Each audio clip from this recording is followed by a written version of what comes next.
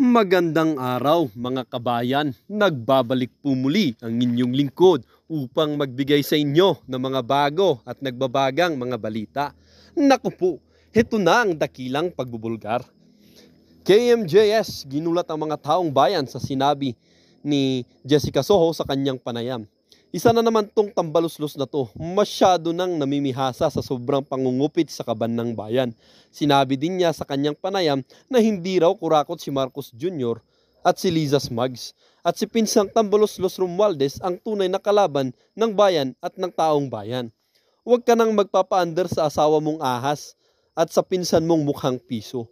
Para sa buong impormasyon, panoorin ang buong video at kung bago ka pa lamang sa aking channel, huwag kakalimutang mag-subscribe, pindutin ang notification bell at piliin ang all upang laging maging updated sa mga bago at nagbabagang mga balita.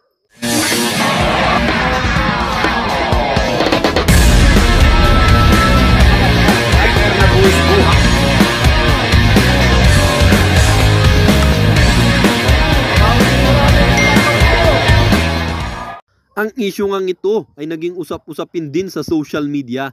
Merong isang netizen na nagsabi, "This government official treats the citizens stupid. You can tell those corrupt how they respond to unexpected queries, defensive to the highest level." At sabi din ng isang netizen, bakit kasi kailangan bigyan sila ng pondo at para saan? Kung para sa proyekto ay hindi na dapat idaan sa kanila kundi diretso na sa mga taong gagawa sa proyekto. At least may liquidation at pag wala madali silang kasuhan. At sabi din ng isang netizen, hashtag, hindi mo pera yan, ibalik mo sa bayan mga senador, kongreso, etc. etc. Ipakita ang resibo. We miss President Rodrigo Roa Duterte. FW at bawat isang mga ordinaryong Pilipino na pagod sa pagtatrabaho para may magpambayad ng tax. Pero ito, napakadali nilang kupitin, magdedeklara lamang sila ng savings. Hindi ito makatao, hindi ito makadiyos definitely, at hindi ito makabayan. Ito ay magnanakaw, legalized corruption.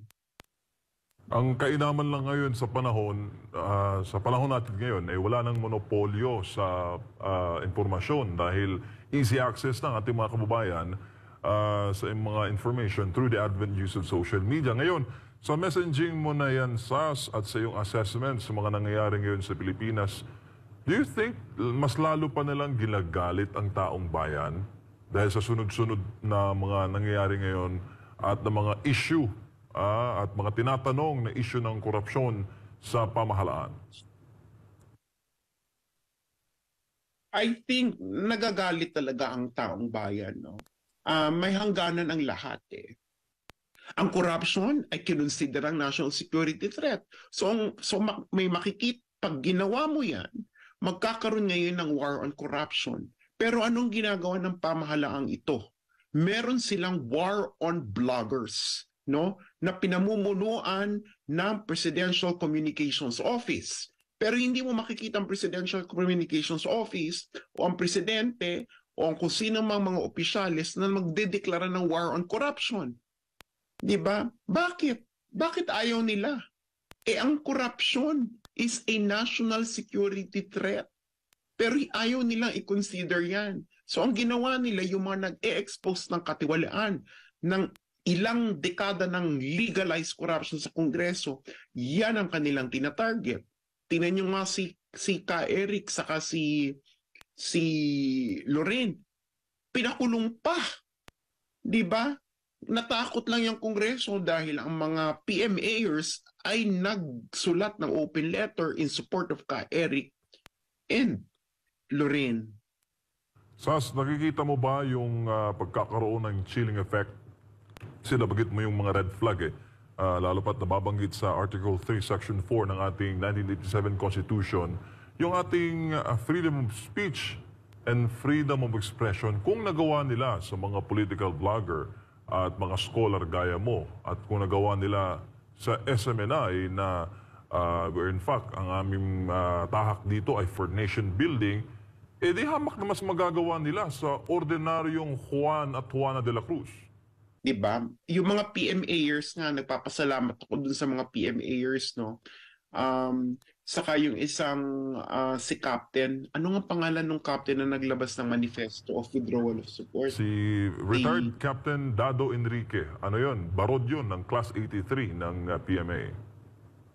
Si retired Dado Enrique, retired Captain Dado Enrique, na ayon sa aking mga men in uniform na taga-subaybay, ay isa itong napaka maprinsipyong tao.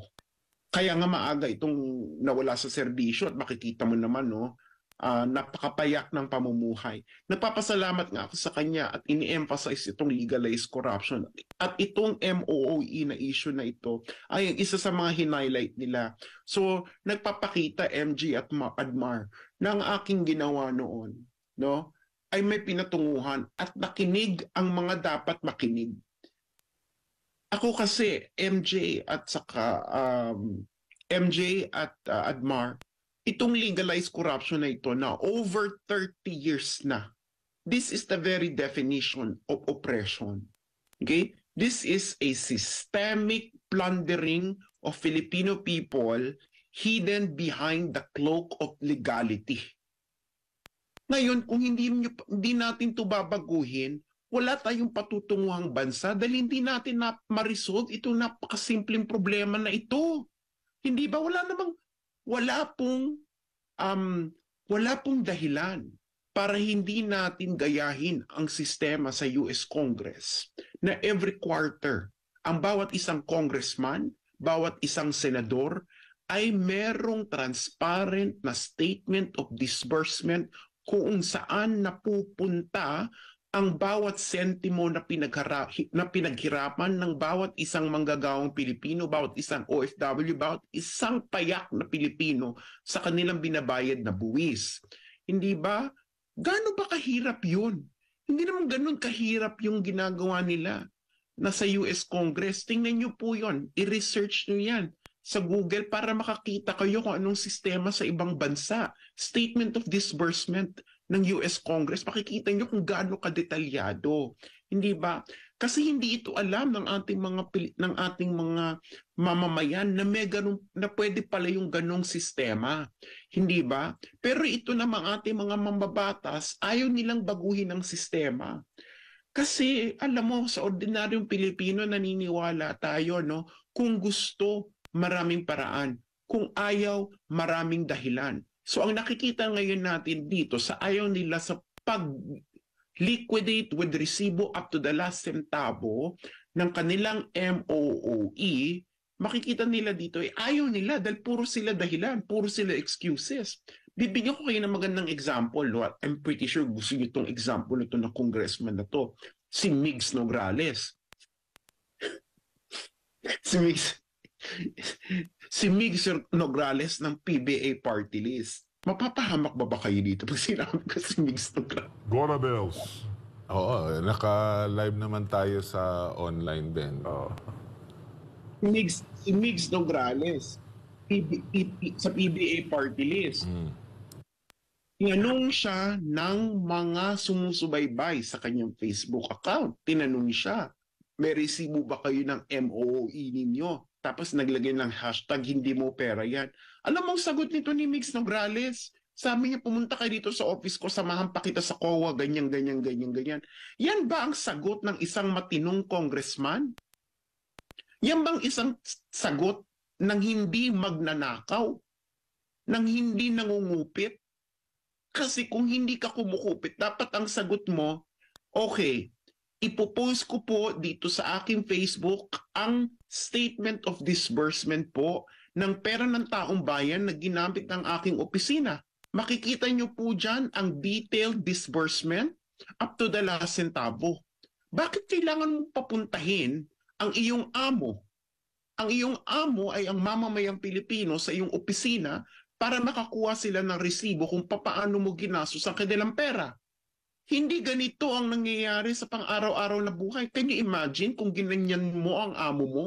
Sinabihan ka ng amo mo sa iyong pinapasukang opisina na tinanong ka ng amo mo, nasan yung resibo? Dito, sabihin mo yung amo mo, pumunta ka dito sa aking bahay at samahan pa kita sa ganyan. Baka ikaw ay nasopla ng iyong amo sa iyong ganyang attitude. tinanong ka ng iyong amo, which is ang mamamayang Pilipino, kung nasaan ang resibo, ang dapat mong sagot ay ito po ang resibo at ipinost mo publicly dahil ang perang ginagastos mo sa iyong opisina ay hindi confidential fund. At lalong-lalo na hindi mo pera yan. Di ba? Kaya dapat may handa kang ipakita ang resibo kung saan mo ginagastos yan. Dahil kung hindi ka handa ipakita ang resibo, either may mali sa sistema sa iyong opisina kung paano mo ginagastos ang pera ng taong bayan, meaning wala kang bookkeeper, wala kang proper accounting. Di ba? Wala kang updated accounting, bookkeeping, and even internal auditing. At ikalawa, wala ka talagang resibo, which is most likely that ang practice ninyo dyan sa Kongreso ay liquidation by certification. Well, ang ginagawa kasi ng gobyernong ito ay ang tinatawag na bread and circus. Okay? Ang bread and circus ay isa po itong taktika, isa itong old tactic, no? Na actually in-emphasize din ni Machiavelli sa kanyang The Prince. Okay? Ang tactic nito ay aliwin mo ang mga tao habang binibigyan mo sila ng tinapay. Okay? Yung tinapay this is really dole out. Maganda nga pinag-usapan nyo kanina yung mga dole out, no? Yung mga ayuda. So para hindi sila magreklamo. Okay? So yung suppression, okay? Yung suppression, dun lang yan doon sa makaka-point out na merong maling nangyayari sa gobyernong ito. Hindi ba? At nakikita natin yan na ang tinatarget nila talaga yung mga nagsasabi ng mali. Itong SMNI, kita mo, tinatarget. Bakit kayo tinatarget? Ano bang naging trigger ng pag-target sa inyo? Diba? Yung pagtatanong ni Ka Eric at ni Lorraine tungkol sa travel expenses ni House Speaker Martin Romualdez. Diba? Mali nga lang yung figures ni Ka Eric. Pero yung esensya ng tanong na yun ay tama. Di ba? Actually, napasama pa sila doon sa hearing, yung House of Representatives. Sabi nila, 39.7 million lamang ang traveling expenses nila together with the Speaker, all of them. Pero pag tiningnan mo ang 2023 General Appropriations Act, ang budget ng Kongreso sa traveling expenses ay 2.066 billion.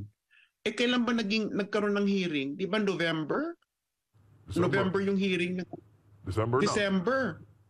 December. So, sabi nila 39.7 lang o ilang araw na lang yun or buwan kasi October figure ata yung binigay nila. Ano mangyayari dun sa sukli? Hindi na nila sinagot. Ako ay pinoint out ko yon, yung issue na yon. At syempre nagalit na naman sila. Di ba? Kasi nga nilulusob sila ng taong bayan. Naging effective yung kampanyang #hindi mo pera yan. At ito ay magpapatuloy. No, hindi natin to titigilan dahil ilang dekada na ang problemang ito. And I hope the other media would actually keep on raising this issue. And I was actually happy kay Ed Lingao nung in-interview niya ako na nagpasalamat sa akin. But I told him na I wasn't the one who first raised this, no? It was Solita Monsod in 2011 and 2024 na, no?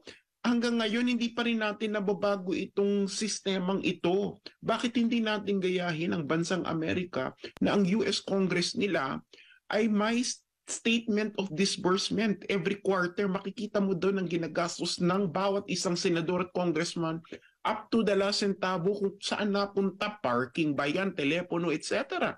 Ngayon kung ayaw nilang gayahin ng Amerika, gayahin nila ang China. Walang sweldo ang National Congress. Di ba? Allowance lang. Walang MOOE. Mamili na lang kayo kung anong gusto yung sistema. Pero ang sistema sa Kongreso ay sistemang bulok na bulok. Ngayon, pag ayaw niyo pa itong baguhin, Diyos mio, baka mas mauna pa tayo mawala sa mapa kaysa makapag-liquidate ng resibo ang mga bawat isang congressman at senador. Last week pala yun ng November yung hearing tapos na sundan sa buwan ng December. And sa tingin mo, Kanina may nabanggit din kasi tinanong ko rin yan, Sas, kay kanina, Senate Minority Leader Pimentel. Ang nabanggit niya, yung mga pinuno lang ng bawat branch, like Pangulo, SP. sa ano naman, sa Legislative, ang Senate President at ang House of Representative Speaker, yung may kapangyarihan na saan ba gagamitin yung nakasave or hindi nagastos. sobra. Oo, nandoon sa kanila. Kaya nga, sabi ko nga, naitanong ko, bakit pag isang ahensya ng gobyerno, pag mababa yung performance nila, kasi laging kini-question, at ang mga nagko-question dito mismo, yung mga mambabatas, bakit mabagal kang gumastos? Diba? Bakit mas malaki yung hinihingi mo ngayon, pero last year, ganito lang ang nagastos mo? Kumbaga, lagi silang hinihinga ng accountability. Pero yun nga, dito naman sa kanila, medyo sino ang magsasala doon? Sino ang magtatanong sa kanila kung saan nila ginamit or gagamitin yung sobra? Ayun na nga, Admar, MJ, no? Siguro naman yung mga nakikinig sa inyo, marami dyan mga magulang o kahit yung mga estudyante rin. Aminin nyo, lahat naman tayo ng estudyante tayo, no? Kung may project sa school na 50 pesos, minsan ang hihingi natin 200 pesos. Pero hindi natin sasabihin na 50 pesos talaga yung gagas na tanawa si Admar. Kabisado mo, ha? Oo. O, di ba ganyan naman tayo? Di ba karamihan? O, di ba mga magulang? O. Pero ito kaibang klase. Di ba yung mga magulang pag nalaman nila na 50 pesos lang pala yung gagastusin, siguro ibibigay na lang sa'yo 60 pesos para may pambili ka lang sa malamig, no? Pero hindi ka bibigyan ng 200. Pero ito, kakaiba ito, MJ, sa Kaadmar, no? 2.066 billion ang budget nila for traveling expenses ng 2023, pero ang nagastos lang daw nila ay 39.7 million. So nasaan yung 2.020 billion? May sukli. Oh, ang practice sa Kongreso, dinideklara nila yung savings. Okay?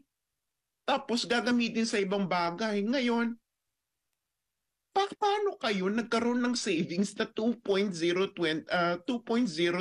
billion? Hindi ba? Ibig sabihin, mali yung hiningi ninyong budget ng 2022 for 2023. At sa kakapalan pa ng mga mukha nito, no, ang hiningi pa nilang budget for 2024 for their traveling expenses ay 1.3 billion. Ang layo naman ng 39.7 million sa 1.3 billion. Hindi mo naman siguro kailangan maging matalino, no? Para malaman mo na ito ay galawang kupit. Yan ay galawang kupit ng mga estudyante noon, no? Na dinala ng mga ito sa Kongreso. Ang masama nga lang, no, ang pagkakaiba nga lamang nung mga estudyante pa lamang ang mga kongresista na ito, ang kinukupit lamang nila ay yung pera ng magulang nila mismo. Tigilan na natin ang ilusyon na tayo ay isang demokratikong bansa.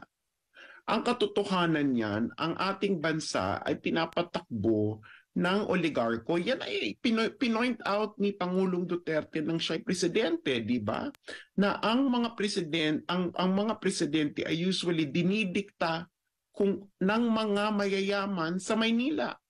Isa nga lamang anomaly ito si Duterte nung naging presidente ito dahil hindi naman talaga ito close sa mga oligarko. Hindi ba? Pero ngayon ay bumalik ulit tayo sa pamahalaang pinapatakbo uli ng mga kabarkada, kasosyo, kaibigan, at kung ano ng mga oligarko. We're not really a democracy. Okay? A democracy is a country that addresses the general welfare and the interests of the general people. Pero pag makikita natin sa ating mga pulisiya, hindi naman po general interest ng mga Pilipino ang nangingibabaw, kundi ang interest ng mga oligarko na ngayon ay mga kabarkada ng Pangulo at ng kanyang asawa.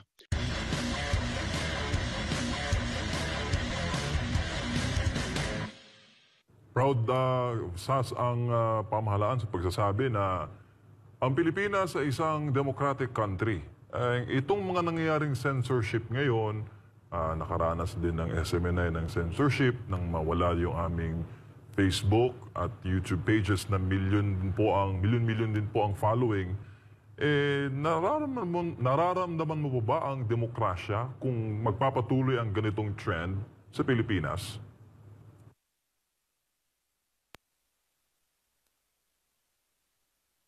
I think tigilan na natin ang ilusyon na tayo ay isang demokratikong bansa.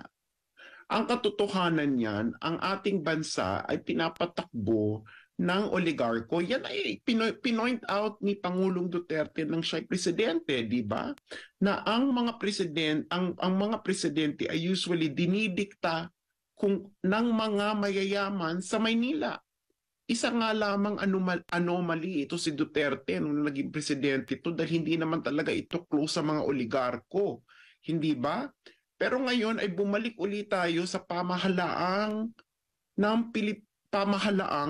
pinapatakbo uli ng mga kabarkada, kasosyo, kaibigan, at kung ano ng mga oligarko. We're not really a democracy. Okay? A democracy is a country that addresses the general welfare and the interests of the general people. Pero pag makikita natin sa ating mga pulisiya, hindi naman po general interest ng mga Pilipino ang nangingibabaw, kundi ang interest ng mga oligarko na ngayon ay mga kabarkada ng Pangulo at ng kanyang asawa. Hindi ba? Tingnan nyo lamang po ang inyong electric bill. Hindi ba? Yan po ba ay makademokratikong gawain? Hindi ba? Tingnan nyo lamang po ang ating agricultural sector. Hindi ba? Nararamdaman nyo po ba ang demokrasya dyan? Hindi kasi ang demokrasya kasi Admar at MJ, no? Hindi ito isang abstraktong konsepto. Ang demokrasya ay isang material condition ng isang society. Hindi porket na meron kang freedom of speech, sabihin mo na ikaw ay demokratikong bansa. Okay? Habang ang mga karamihan ng iyong mga nasasakupan ay walang access sa healthcare, walang access sa quality education, walang access sa affordable food, walang access sa ang presyo ng electricity ay hindi makatarungan at ito ay pinapayaman lamang ang mga oligarkong mayaman na talaga. Hindi ba? So itong freedom of speech na sinasabi natin, it must be for something. And in this case, yung freedom of speech natin ay ginagamit natin upang i-point out natin ang mga katiwalian at korupsyon na nangyayari sa ating lipunan. Dahil ayaw matnilat sa hindi, no? Pero sana ito ay i-declare na ng Department of National Defense, ni Gibo Teodoro, at ng National Security Agency, at ng Pangulo mismo, na ang corruption is a national security threat. Diniklara na yan ni Biden sa Amerika na corruption threatens the national security of the United States. Dito sa China, noong umupo ang Pangulong Xi Jinping. Sa napanood niyong video mga kabayan, ano naman po ang inyong mga opinyon? Ang ating comment section ay bukas para sa inyong mga komento at reaksyon. Huwag kakalimutan, do not let your thoughts left unspoken. As citizen of this country, your opinions matter. Huwag pong mahihiyang magbigay ng inyong mga saloobin, mga kabayan.